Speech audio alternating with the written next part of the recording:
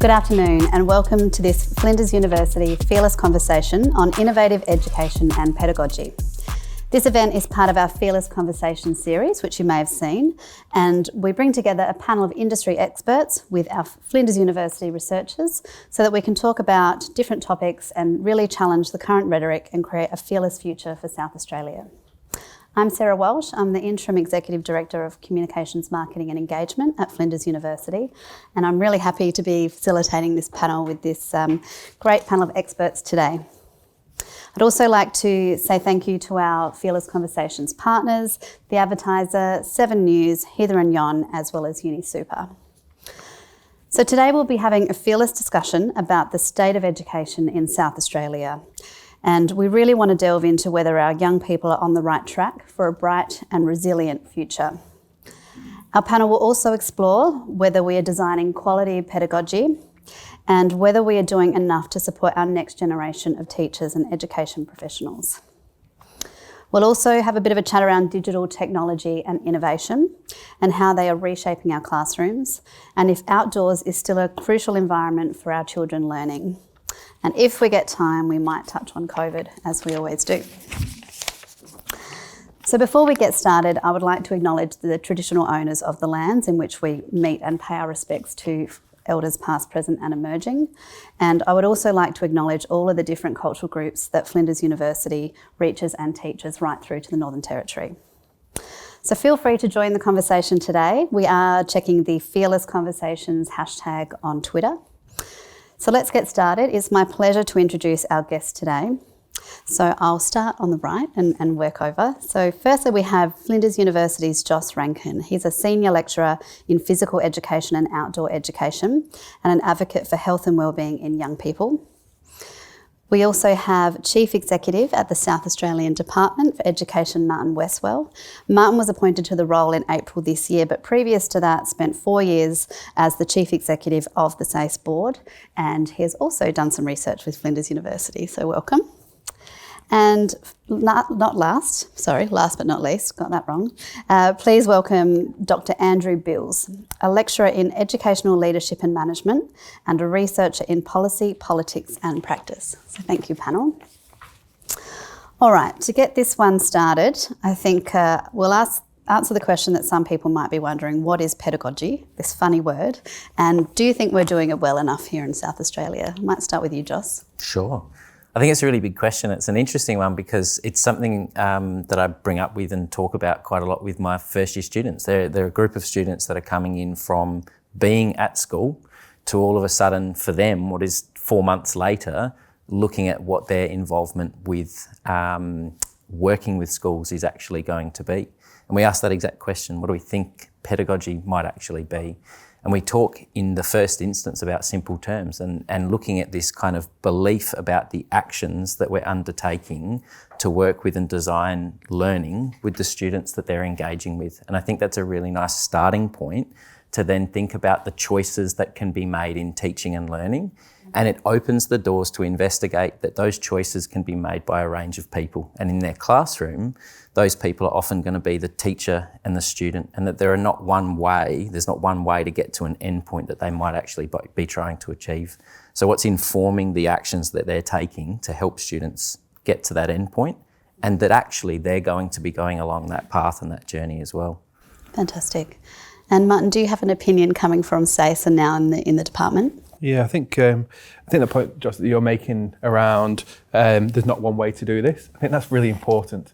If you go back a few generations, we might have thought about pedagogy being about kind of how do I transmit this information, and clearly now we've moved away from that, and what we're thinking about is the change. How do I elicit the change that I'm really trying to make with these students? And yes, that might be about developing deep knowledge and skillful action, but all the things that go around it that have to be true in order for kids to change, for us to have that big impact on students.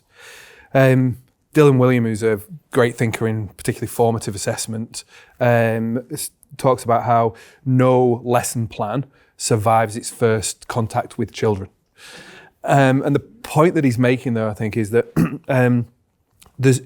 there's no one way of doing this. There's no best practice, because you can try that thing and it might work with one group of students, but not with another, because you've really got to be thinking about, well, what's going to work for these students? Where are these students? Where do I want them to be? And how do I get them there? So it's much more complex than the kind of how do I best deliver information. It really is about how do I get this change? What does my emergent practice look like, perhaps rather than best practice with these kids right now? Because teachers, educators, always thinking on their feet and responding to the moment. So I think there's something about that in terms of the design, but also in terms of the complexity and the responsiveness of professional educators. Great, so quite challenging, and I guess it probably changes in every environment depending on the group of children that you might be, or young adults you might be working with. So that then leads me to, I guess, innovative education and pedagogy. So when we think in innovation, we often think technology, but I think in this space it's probably a little bit different. So what do we mean by innovation in education? And personalisation is probably part of that. Is there any sort of trends that we're seeing coming through? Might throw to you, Andrew. Well, pedagogy for me, first of all, and I'll get into the innovation bit, is it just highlights the complexity of teacher work, work in universities, the art and science of teaching and doing it really well.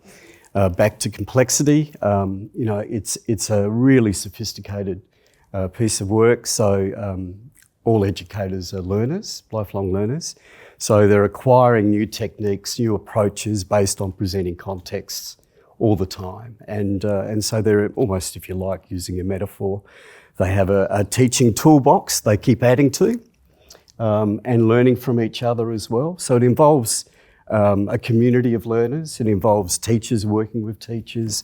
It involves systems learning from the pedagogical challenges that are presenting in schools and taking that up in policy and so forth. So huge question to lead with. And then on the innovation front, I might do a little bit of backtracking, and given that Martin's from public education here, I might just give a little bit of history, a potted history of public ed.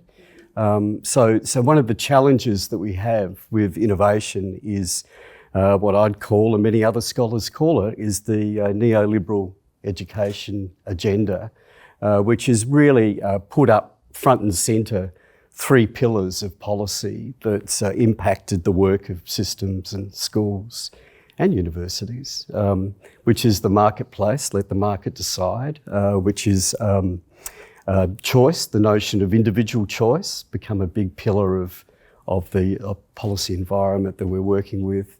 And the third bit is about, the measurement, measurement by numbers has become really big. So these 3 components of policy are impacting innovation. I'd argue that very strongly that they're putting public education in shackles, that the freedom to innovate, particularly in school communities most challenged by disadvantage, is being made more difficult by a policy environment that is standardising how we do schooling. And this is part of the challenge that Martin's stepping into. So Martin's followed in his new position an educational agenda which, as its primary policy push, was the McKinsey agenda, which was all based on a NAPLAN-centric measure of school quality: the good teacher, the good school, the good leader. And within the education space, if the quality of schooling, the quality of pedagogy is defined by NAPLAN-centric measurement and growth, and with principals tenured, so with a system in place under the McKinsey agenda that had principal performance based on NAPLAN growth, then I'd say that's a far cry from the kinds of innovation that we need as we are entering the 4th industrial revolution, the digital age, new technologies, and the growth and the kinds of skills and capabilities that young people are needing as they enter this rapidly changing world. So I think we need to understand that under the previous regime, it's been, the policy environment has not been conducive for innovation, and we might be able to see some changes as we as we venture along this path. Okay. Well, I'm going to throw to Martin on this one. So obviously you haven't been in the role for too long, but you have a background in education. So a really complex environment when you then have a very large system that has structures and policy surrounding it. What do you think needs to be done to make sure that we're keeping up with best practice and being really innovative in our approach? Yeah. So if we think about innovation, lots of different ways of thinking about innovation, but one is innovation has to be something, the characteristics for me would be something that's new, something that's got value, and something that's put into practice in a way that achieves that value. If you don't have any of those things, it's not innovation. Without the putting it into practice, it might be creativity. Without the value, it's something new that's put into practice. Well, it doesn't really qualify as innovation. It's just doing something new for the sake of it. Pet project. Yeah. So it has to really, for me, meet all three of those criteria. Now, the couple of interesting challenges in there, and the one around the value. So what do we mean by the value? So there's something there about what are we trying to achieve through education.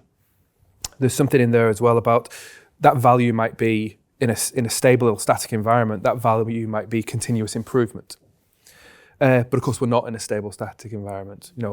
We can talk about COVID and we can talk a bit more about that. That's changing our context. So now the way in which you might achieve value within a system, positive impact for students, the way that you might achieve that might need to be a little bit different.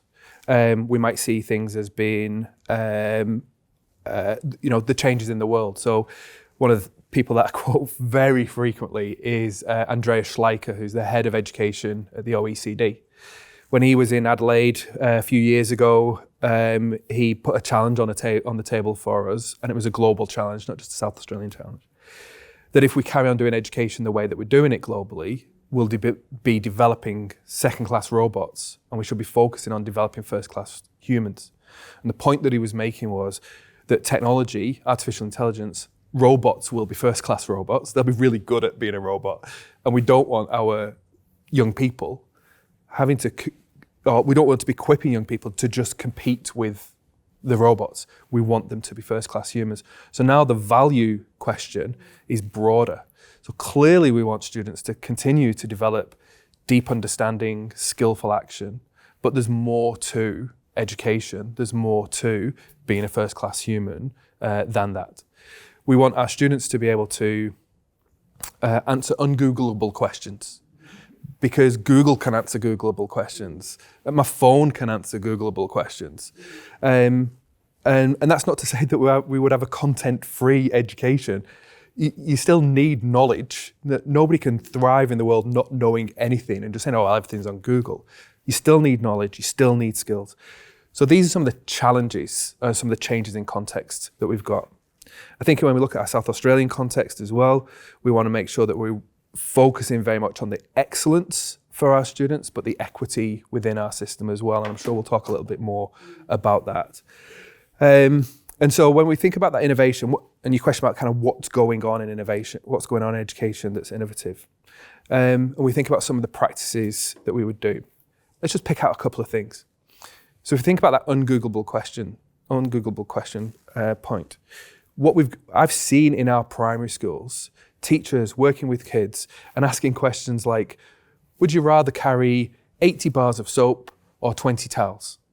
And on the face of it, that's a ridiculous meaningless question. What are we trying to get from this? But you can see actually underneath what's going on. These teachers are now teaching maths, they're teaching weight, they're teaching volume, and what they're getting the students to do is to see their mathematics, helping them to make judgments at primary school and making those decisions. So that's an ungoogleable question. They're using the maths to support a judgment. So I think things like that we're seeing in our system. And I think through things like the general capabilities, so thinking about how are we developing young people, in terms of their critical and creative thinking, but their social skills, their interpersonal skills. In the early years learning framework, we have challenges for our educators to say, how are we helping children, young children, to take some responsibility for their own physical well-being and health? That's fantastic, and there it is in the early years for learning framework. So I think we're seeing, and our educators are doing that and responding to that. So I think we are seeing those kinds of innovations in our system. Interesting, and I know resilience is obviously something that we talk a lot about, particularly since COVID, and I imagine that would be coming more and more into the picture with education from a young age. So I just want to pick up on your point around AI. So at Flinders, we have an institute where we do a lot around transformation, but it's not about the robots coming in and taking the jobs. Yes, there is robots, but it's actually around how do we as humans learn to work with the robots or the technology so that we can almost advance ourselves further, and then again, what we're trying to achieve. Is there any instances where AI or machine learning is used in the classroom, and will it be? I think that we will see AI in the classroom. One of the places where we're seeing AI already have an impact, one of the really early examples was IBM's Watson. And IBM's Watson was much better at diagnosing illness than a panel of doctors.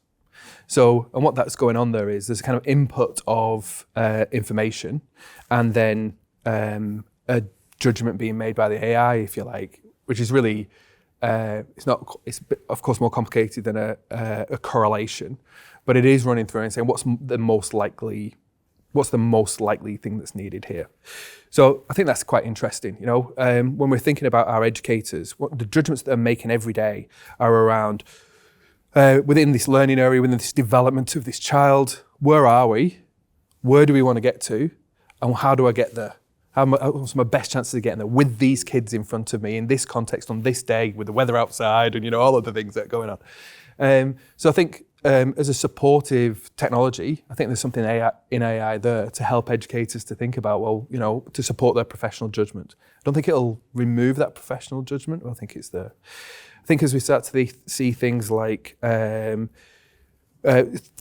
searches that AI is mediating, so much more about, you can ask a question and the AI and the search doesn't just provide you with information, it's actually putting pieces of information together. That's going to be interesting, right? So that's a new challenge for our students and a new challenge for our educators. How do we use this technology, not just to get information, but to support deep understanding in our students, that can transfer from one domain to another. That's something that we've been going for in education for years, and it's really tricky.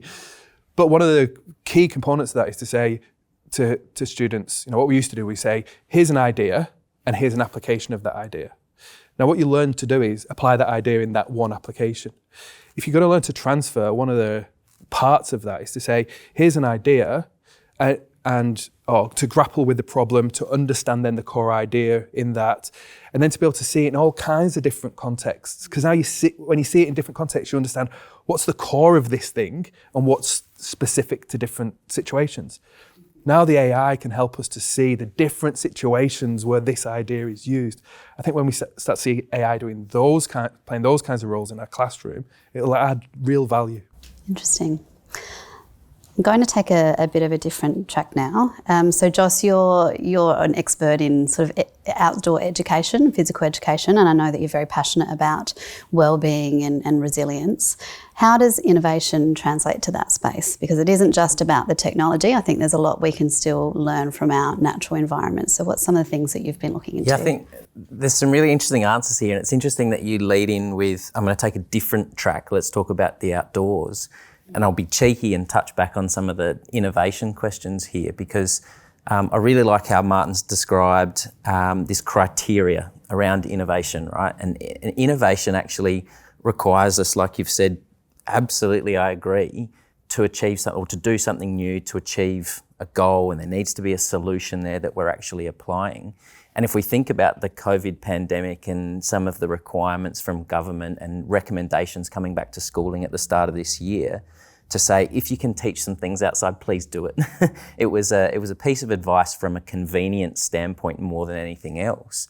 But all of a sudden we had a problem where we have a requirement to interact with teaching and learning. We have 4 walls that trap in this virus that we want to avoid. And all of a sudden, doing something outside is appearing as potentially new for quite a lot of people. And so I seem to be jumping around a little bit here, but the ties that we can start to draw is we had a problem.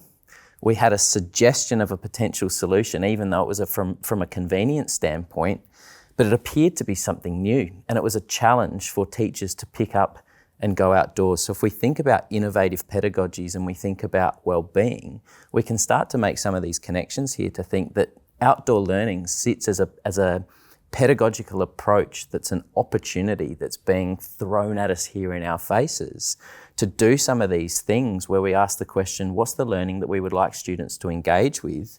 And in this solution, what are the stimulus that the outdoor environment is presenting to us? In Martin's example, it was the question around the soap and the towels. In the example of outdoor learning, it's an observation of some of the things in the environment around us. And we can start to make this connection with wellbeing when we actually investigate what we know about being in the outdoors, provided with opportunities to interact socially with others. And when we get a chance to feel successful in our learning because we're noticing things and we're connecting kind of affective outcomes to the things that we are engaging with. So if we go to some of the points that kind of Andrew's talked about in these influences of neoliberal kind of impacts on education, we talk a lot about innovations and changes in pedagogy in the way that we're working with teaching and learning. But the neoliberal influence is often obvious to me when we think about, okay, well, we need to capture, we need to test, we need to understand what the students understand.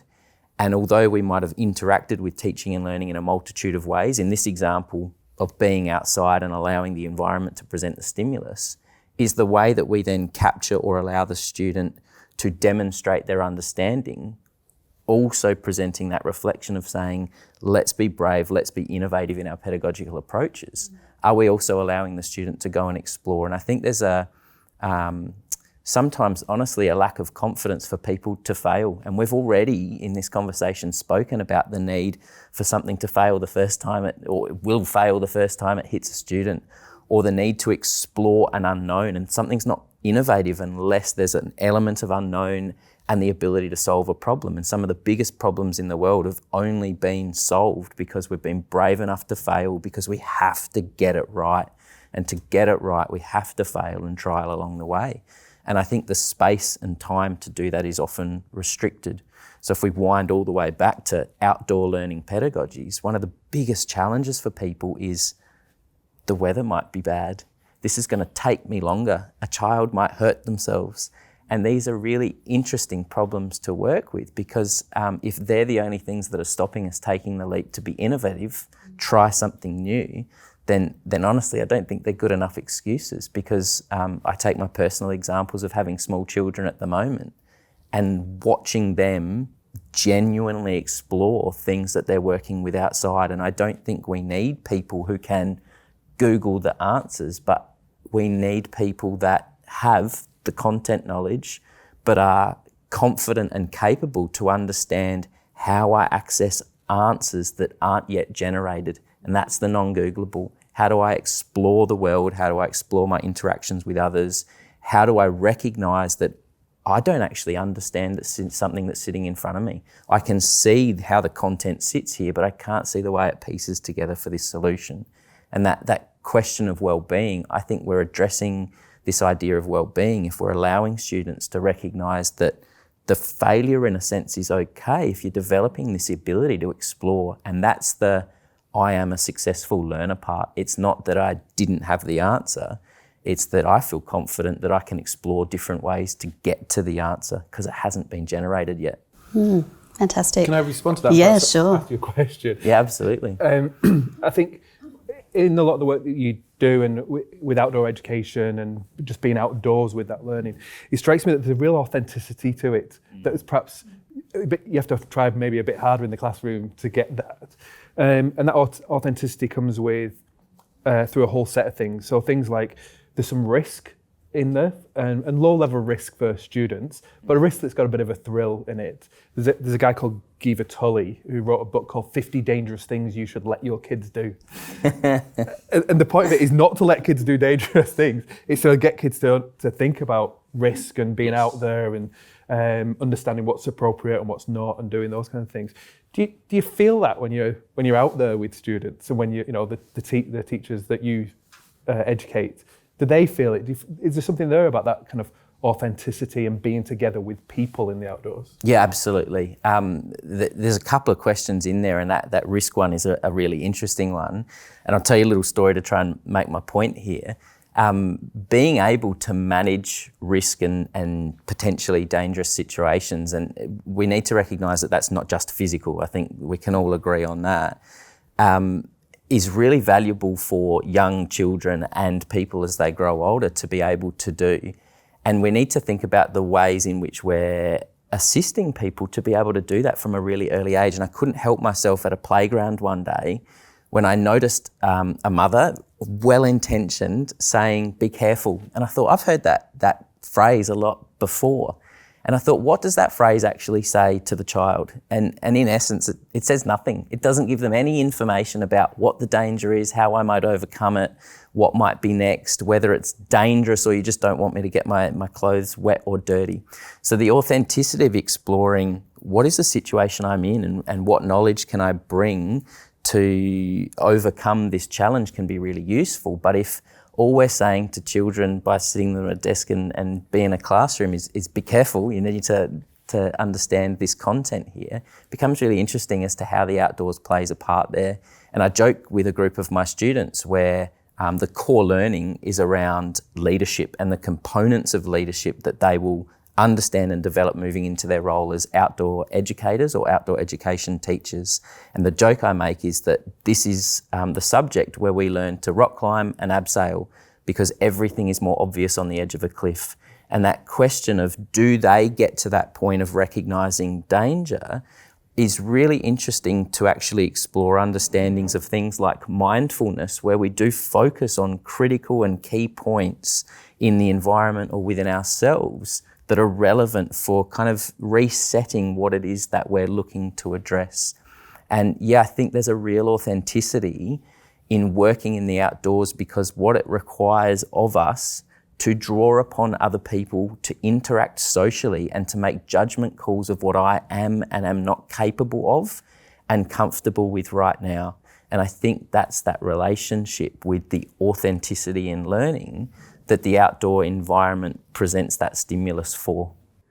Joss, when you're talking, it just makes me think about the beautiful uncertainty of education that we seem in this current age to want to future-proof everything, wrap it up, tighten it, make sure it'll work. And what you're offering with young people in nature play, outdoor learning, and so forth is the real authenticity of the world that we live in, and young people are exposed to that off their screens as well, which is a great thing.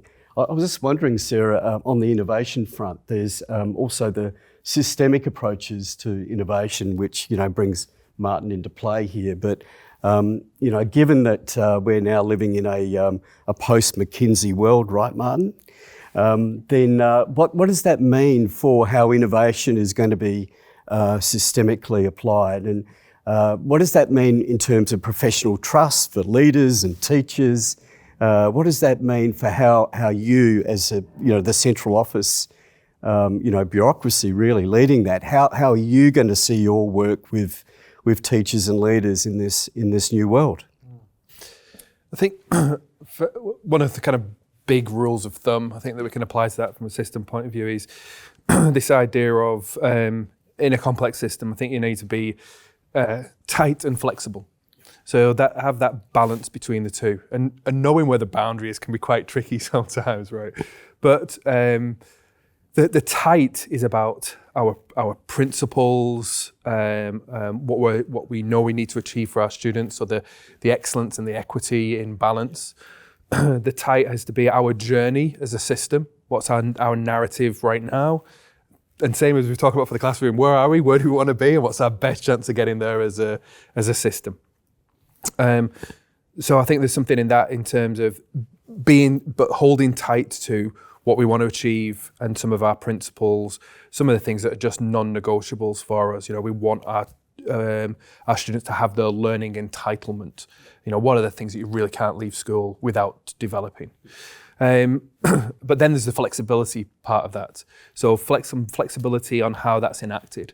So we want fidelity to the principles, but the way in which those principles are enacted might be different in different places and different levels of flexibility. Because our schools are in an enormous range of contexts, with a range of students, range of all kinds of dimensions of the contexts as well. So I think we have to have that flexibility. And so a little bit back to what you were saying, Joss, about so now you got to have that opportunity to try some things out, in that authentic way, and fail, but definitely not fail with having a negative impact on our students. So we want to be able to fail, try things and fail well and learn from that and move forward as a system. So I think there's something in there as kind of we're all on the same journey, but we're going to take a different pathway. We are not compromising on our standards, but we understand that our standards are broad. I think one of the things that's really interesting is there's a national conversation going on at the moment, and it's kind of really encapsulated by this idea of the questions that we ask. And one of the questions that we ask about our students is, how well is this student doing? And that's really interesting as a question, because how well are they doing? Certainly when we get to kind of senior secondary, starts to focus for some of our students on the ATAR. And now how well are they doing starts to be how well are they doing compared to somebody else on a linear measure, which is the ATAR. So there's one path. Everybody's got to go down that path. And in doing so, now when we ask this question, we're asking how are they doing compared to each other? But that's a really narrow construct. The question we should be asking isn't how well is this student doing? It's about how is this student doing well? And within that, there are some things that are not negotiable. We are not backing off the expectation of our students to be literate and numerate, the expectation of our students to have social skills, interpersonal skills, sort of ethical understanding. These are all contained within our curriculum documents. These are clearly what we're going for our students. So there's a learning entitlement that's expressed there, but then there's there's other ways of being successful. And we know that our students who go on to do vocational education are incredibly successful in that pathway, in the same way that students who go on and do an academic pathway can be incredibly successful. And you can't put those on the same line, because then it's not the same story. This is students being successful in different ways.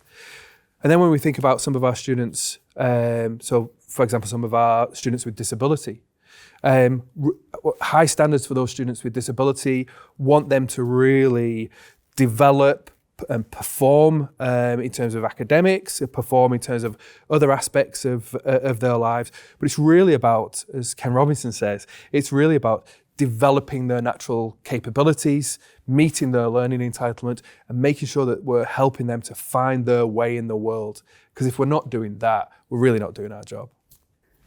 Martin, you're giving a completely new educational narrative on public education. So we're hearing about context matters. We're hearing about different school communities, different concerns, different priorities, different ways of doing pedagogy, curriculum, the cultural demands of building a school community with the community intimately involved with the school and what's going on in the school. So just for the listeners or the viewers, this is a completely different educational narrative from what we've been hearing in the policy regime across Australia. So that will be interesting to watch. All right, we've got a bit of an active audience today, which is exciting. So I'm going to just touch on a couple of questions because they're relevant as they're coming through. And Martin, it sort of just builds on what you were talking around in terms of ATAR is just one kind of assessment model. So this question is around what other approaches can we use to know where our students are and to let them know if they're on the right track. So something that's a bit more regular perhaps. And I'll just add it in, phonics screening. So that's been credited with improving literacy results in SA. Is that something that could be used, or are there other things around that as well? Yeah. Okay. So I think there's two slightly different things going on there. So let's just talk about the first thing, which is about, which I'm interpreting as being about kind of how do you understand how our students are doing well, and then how do you understand kind of where we are, where we want to get to. I think that clearly we've got things like, so in the Australian curriculum, we've got things like the general capabilities, the SACER developing capabilities, and often in universities, they might look like things like graduate attributes, graduate qualities, those kind of things that we want to develop within our students. it's really interesting to look at things like the early years learning framework. So in the early years learning framework, there's these kind of clear outcomes about what we want for our students and how we're going to develop them. And of course, content knowledge and skills within subjects isn't in there because that's not what we're focusing on in the early years. And so some of those things about you developing your identity, developing your some of that self-regulation, some of that's appropriate for a 3-year-old, a little bit of that stop and think, a little bit of that taking control of your own, having some influence and some responsibility for your own well-being, your interaction with others, as I say, some of those things are in the early years learning framework. What's really interesting is a number of years ago, all the universities got together in all the disciplines, and through a big national project, each discipline said, what are the threshold learning outcomes for our subjects? So all the lawyers got together and said, well, you can't leave university without developing these things in law. All the chemists got together, everybody did their own. And what was interesting was they were all pretty much the same, because they all said deep understanding, skillful action, some professional standards, a way of thinking about the world, a way of approaching the world that was part of that discipline. And then they all said all the things that are in the early years learning framework: working with others, judgment, communication, collaboration, ethical behaviour. They were pretty much captured in every single discipline.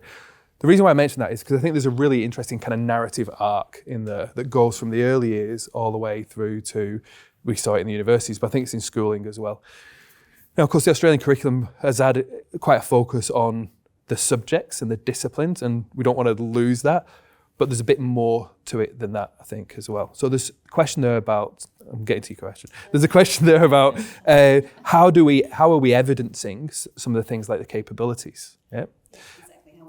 Yeah, and so I think work going on at the SACE board, as I say, to do that in the senior secondary years. I think we've been doing that a little bit in schooling. Now, the danger is that if we try and measure it, we'll narrow the construct so much. So we're looking for something like creativity. We'll narrow the construct so much that we'll have a creativity test. And it might be valid, psychometrically valid, but it'll be so narrow that it'll be one way of looking at creativity. That's the biggest challenge, I think, in this area, that we'll get back to not how are these students doing well, but how well are these students doing on this narrow measure of creativity or whatever. So there's something in there about the professional judgment of educators against some kind of description. There's something in there about getting more oral language in our schooling that provides formative assessment opportunities for educators and other kids to see how kids are thinking, to bring that out and see how each other's thinking and that evidence of these ways of being collaborative, of being resilient, of being creative, because that's where you'll see it. So I think we've got a strong aspiration for that, and I think we are exploring how we do that right now. Great, fantastic. So I might just move back onto public education, and I know, Andrew, you're very passionate about this space. So given that SACE non-completion rates from year 10 to 12 are just below 50%, what do you think needs to be done to make, education more equitable, and are there any things that could be done now to really help in these areas? Right, in 15 words. Around that. Massive question. I see education, the systems are part of an ecosystem. We've got the funding wars in play, and they will continue. But what we're seeing in the public space is, unfortunately, given the policy push over the last 30 years, is that some schools are being residualised in this ecosystem. So it's making it, the heavy lifting that public education does is considerable, and I think it outweighs all the other the non-government sectors. So we've got a system where the aspiration, I think, is to have schools that truly reflect communities that are culturally diverse, have a mix of socioeconomically well-to-do and lower socioeconomic students, but a real mix of schooling enrolments, which actually has a positive outcome in terms of schooling purposes. So we haven't gone to the purposes conversation so much, but the democratic purposes of schooling, the social purpose of schooling. So you're talking about PE, you're talking about early years and so on. And then of course the academic and social mobility purposes. So I think what we've got, the big challenge for public ed is how do we work in really nuanced, supportive ways, systemically, in those schools that are really disadvantaged by the outcomes. It's not their fault, but the policy parameters have led this to be the way it is. So there's a whole lot of work needed around, back to pedagogy, around innovative pedagogies that really do turn around disadvantage. And that involves even more interpretive work around decoding the curriculum, making the curriculum explicit to those young people who might not be familiar with those curriculum codes. It evolves around looking at public education not as single schools, but as a collective of schools where best practice is shared. It means really getting up systemically a culture of inquiry and practice, where all schools, and they can do this through the partnerships agenda that's already in play, where policy and challenges and needs actually surface in partnerships, which are like school communities, different schools coming together, leaders, and talking about their challenges, and then launching themselves into sharing of best practice. So this is the beauty of public education. It's public, and so we're not in it just for ourselves, we're in it for the whole public education community. So there's a lot of work here around how do we help and support those schools systemically, but also with the neighbouring schools around how to do and develop better approaches to schooling. Not only the pedagogical question, but also coming into play is the structure of schooling, the timetabling of schooling, and also the culture of schooling, how we do things around here.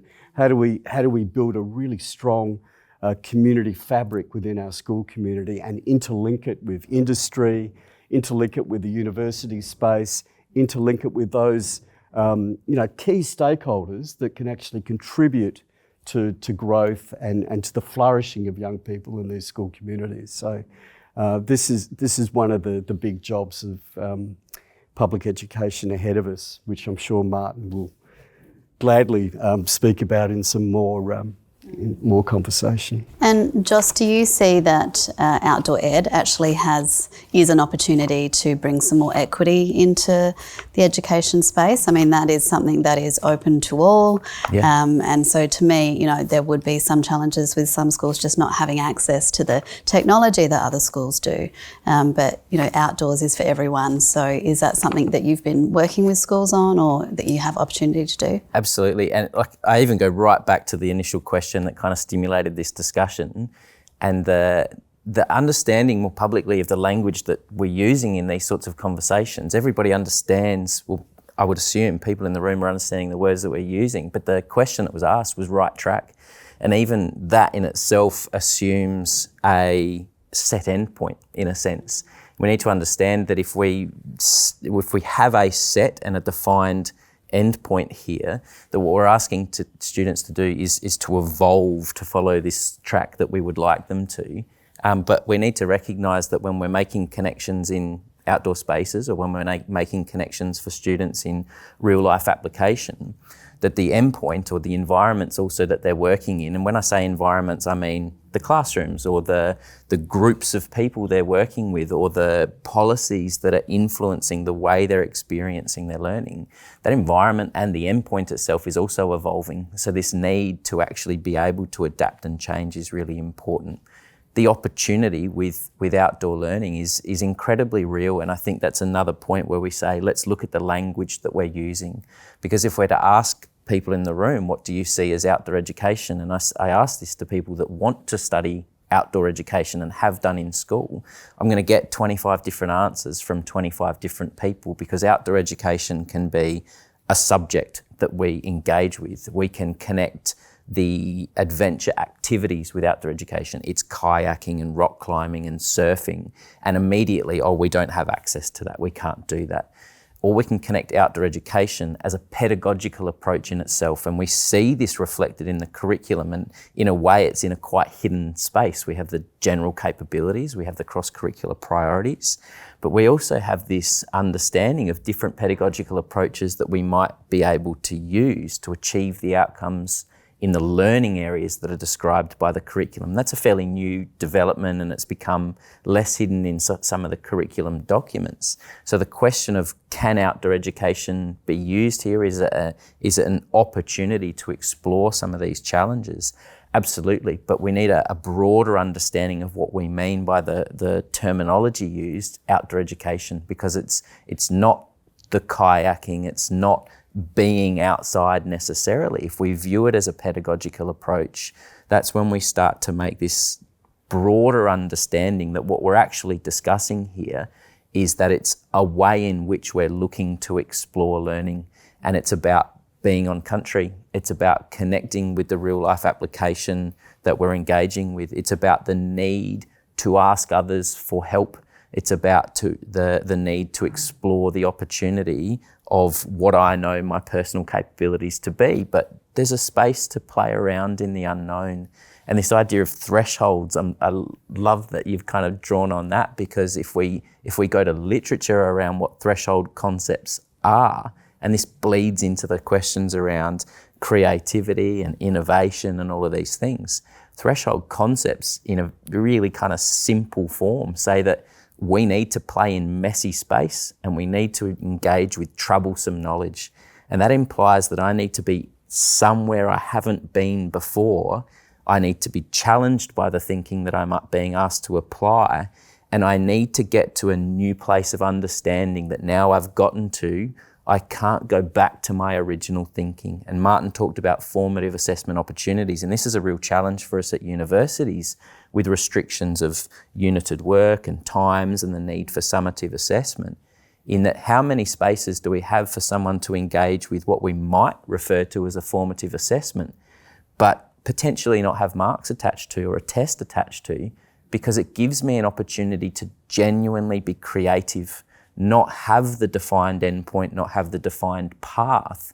And if it falls in a heap, that's okay, because I explored messy space, I played around with troublesome knowledge, and it was presented to me by a lecturer literally last week in our reconciliation action conversations, and she said, I love when my 6-year-old comes to me and said, I didn't get it right, but it's okay because my brain grew. And it's a really exciting concept to feel brave enough, and it's a Flinders kind of mantra at the moment, be brave. To be brave enough to give it a go, because I know that that's going to be okay.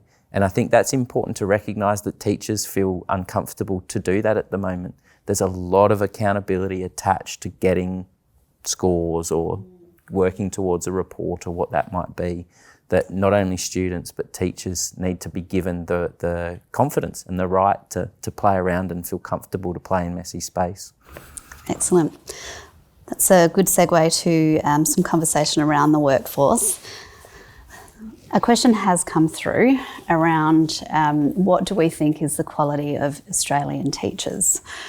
So that's a pretty broad question, but I think attached to that is are we doing enough to help them to become better? And I think, Joss, you're talking about this real challenge between making sure that we are, like people have asked, how are we assessing people along the way versus actually being confident enough or fearless enough to give them the space to, grow and work within. So any sort of first thoughts on our current teachers and what we might need to do to help them more?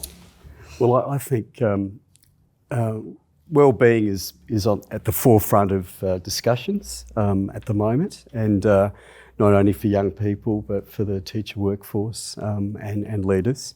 And so I think current times are suggesting that we need to look after our teachers and our leaders much better.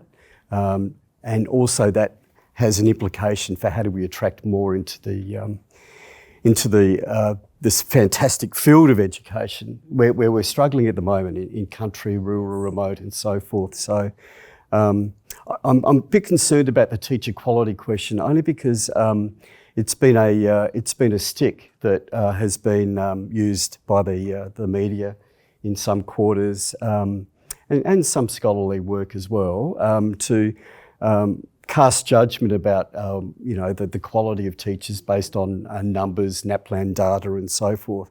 Look, I think by and large teachers are in the game to do the best they can, and we need to have an accountability framework around quality that is much more conducive to accountability with support. So if the support is offered and if it's appropriate, nuanced professional development that meets needs, then and the time is available in this very compressed notion of the school day and the school week, then the teacher workforce will develop their professional capabilities, and yes, quality teaching will improve. And also not forget that quality teaching comes about by feeling good about oneself and one's profession.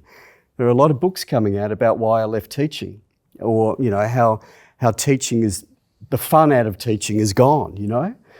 So that there's a whole lot of work around quality teaching which requires a rethink of how we do accountability, the support required, and a rethink of how do we make the profession much more attractive for young people who've got a wealth of talent, a wealth of goodwill to offer best teaching to young people for a better future. Fantastic. So Martin, if, talking to people who might be considering teaching as a career and a profession, what are some of the things that you would say, that might be happening now that is going to make it a really great future to be part of? Because I think you're right, there's been a lot of, interruption with COVID, etc. But as we come through that, as we learn from that, there must be some really great opportunities for teachers. What do you think about that? Yeah.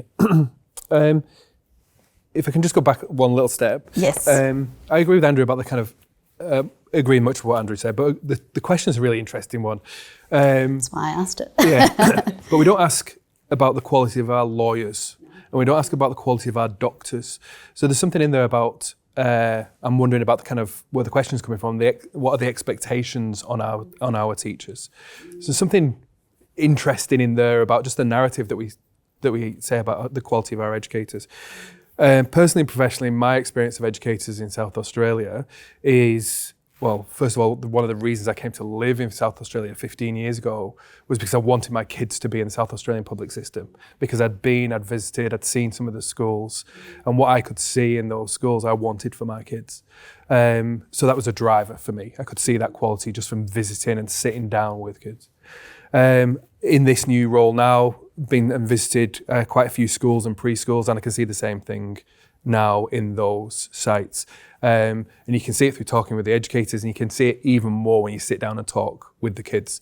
So sitting at a preschool down in the southeast, and they had the hair dryer out, and they asked could they do my hair, and they thought that was hilarious.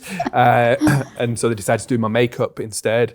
But of course, sitting with the kids and doing this, what I was also noticing was the way that these kids at a preschool were interacting with each other.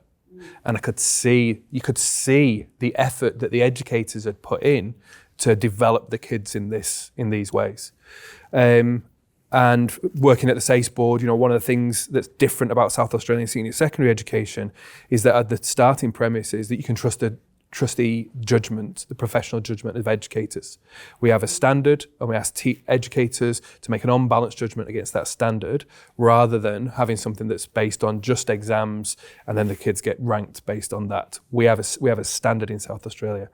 So I think in terms of South Australia and the quality of teachers, I think what I see all over the place is high quality teachers making a big difference to kids. Now, the second part of your question was, what would you say to teachers? Now, teaching isn't necessarily one thing. There's teachers in different environments doing different things. And so first of all, I would say that there is something along the lines of a kind of shared moral purpose for educators, that they want to make a difference to all kids. And then what they see is that they've got the skills, dispositions, the way of being, the expertise to potentially to be able to make a difference to all kids, but maybe also to be in a different context, because these kids in this context have got something specific that can really offer these kids, and in a different context, a different teacher might see themselves as having something specific. Now, what's interesting about that is you swap those two teachers over and they might not nearly be as effective as in the environments that they find themselves. So there's something about getting a good match for teachers with that environment. And so if you think about when teachers go and work in the country, there's something about being a teacher in the country, but there's also something about being part of that community and all of what that means. So teaching in different places has different things to offer. Very different. Excellent. All right. We are sort of getting close to time, so I'm just going to choose a couple more questions. So look, only one question around COVID, and that is really looking at, do we think our kids have fallen behind because of the interruption, some of the at-home learning? Have you seen any of that coming through? And is there any particular year levels that have been affected the most?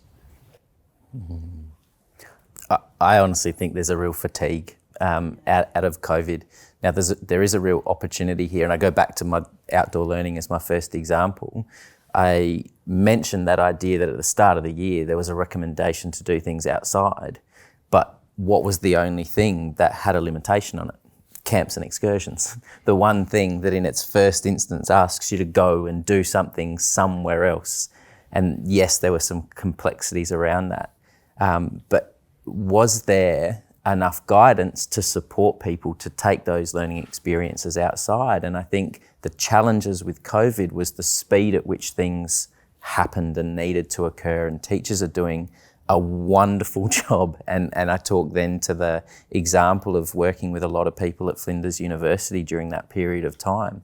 We see the efforts that people are putting in, but are working in really quick timeframes to have to be able to think, what is it that I'm looking to work with my students, and how am I going to engage with them? And it's right back to the start of this conversation around innovation, and people are being asked to be innovative really, really quickly, but without the opportunity to genuinely try a couple of different things and see how it might have actually worked.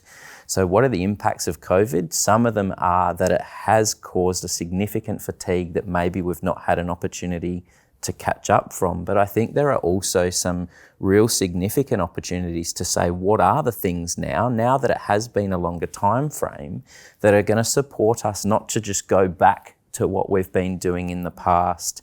And this is where we look at where the changes we've made may support some of the changes in the future that might address some of the problems that existed before the pandemic kind of forced us to make some of these adjustments.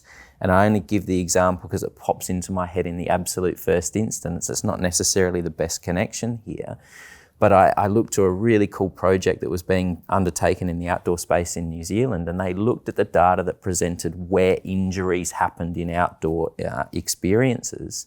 And they thought, can we use technology to support us to solve this problem? Technology being something that often we don't make the connection with straight away when we think about outdoor experiences.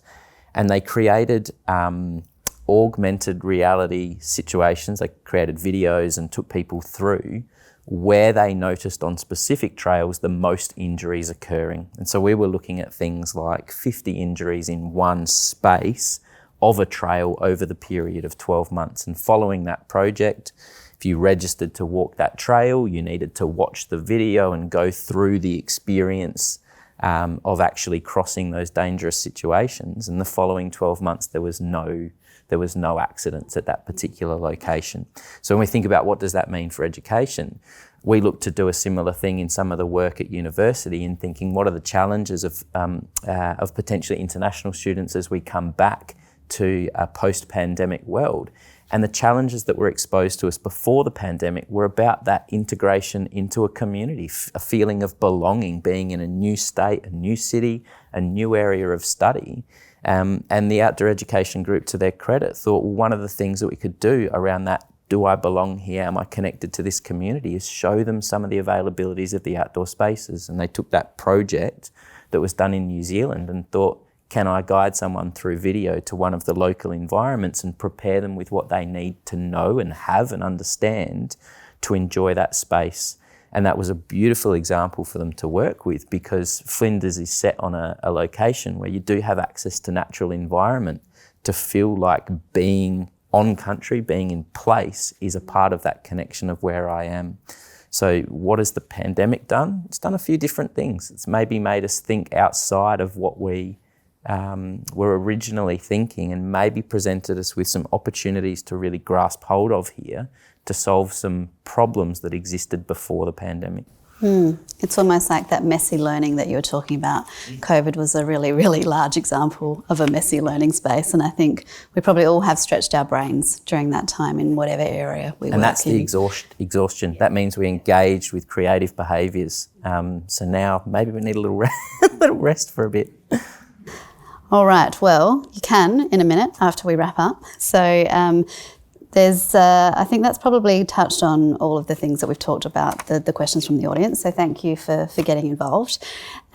We do need to wrap up. So are there any sort of closing thoughts from each of you on today? So, we're talking about education, pedagogy, and looking after our future generations. So final thoughts. Well, I think that there's a common theme around belongingness. So there's a whole lot of work around how do we make schools, all educational institutions actually, places where people come together because they want to be together, they want to learn, and to experience engaging teaching and learning that attracts young people in. So some of the elephants in the room that we haven't spoken about, attendance, okay? So attendance issues in Indigenous communities, attendance at schooling in country areas, low socioeconomic areas and so forth is a really big issue that we need to tackle, and part of the answer to that is the cultural work that leaders and teachers can be doing in schools to make them much more inviting places for young people to be. Really, really important. If they're not stepping into the school through the school door, then we've got a problem. And I think the other part is the nature of the ecosystem at the moment. It's changing. One question, really hard one, but how is it, if we stop thinking about students in terms of their brand, public, Catholic, independent, and just take them as young people, then how can the system start working better together for the good of young people? So in other words, we've got young people who are dropping out of schooling, and on latest count, 2014, 70,000 young people around the country are in flexible learning options programs. So they're the ones who've said, look, mainstream's not for me, I'm going into these. And then beyond that, we've got over 100,000 who have completely disappeared from education as well. And then on top of that, we've got the attendance issues, which might be waning around 50% or lower in some communities. So there's some big questions about how do we do schooling differently to make it a better place for young people to be and to engage in their learning. Great. Sounds like a big challenge for you, Martin, but what's your final thoughts? So I take that challenge with excitement. So I think we should see it in that way and think about the hope and positivity that we can take forward. So I think that whilst taking some of the criticism that we've talked about today, the work that has gone on over the last 5 or 6 years in education, public education in South Australia, has transformed the system in many ways. And actually what it's done is it's built as a platform upon which we can go forward and build on in the future. There's continual changing in some of the demands. Your point about COVID, the amount of learning that we've lost, but the learners that we've lost, the disposition for learning, the belonging, the connectedness to each other, the connectedness to educators, the connectedness to school. I think what has happened with COVID is that's amplified that challenge. But that's an exciting challenge to get into because we know that we've got great educators in South Australia, we've got this great platform upon which we can build, we can see a way forward in South Australia, and we know we can work together in South Australia to improve, to achieve, to be world leading. We've got a lot going for us in South Australia and I really want to make the most of it. Great. And Joss? Look, I think we can expect greatness. We talk about accountability in different ways and we can expect greatness from teachers and from our students. And I think we do have good examples absolutely of achieving that. But the side note to that is that, and I suppose it's a little bit of a buzz phrase, but we need to be kind. If we're asking people to be brave, we're asking them to explore innovation, we're asking them to be creative. If we are thinking that we would like to be great and explore those things and we happen to fall over one day and not quite get it right, we'd expect or hope that our peers and our colleagues around us would be kind and support us in the learning that comes from that. And I don't like calling it failure, but maybe shortfall from what I expected from that, because it's part of the stepping stone to getting to the end point. If I got there in one leap, the challenge wasn't hard enough. I need to make progressions to get there. But that side point's really important, in that if I hope my colleagues are going to build me up and hold me up to support me to reflect and learn and try it again, I need to remember to do exactly that, to actually pause and reflect on what learning is possible. And we have that kindness for our students, but sometimes I think we need to remind ourselves to continue to have that kindness for peers, colleagues and ourselves. Yeah. Fantastic.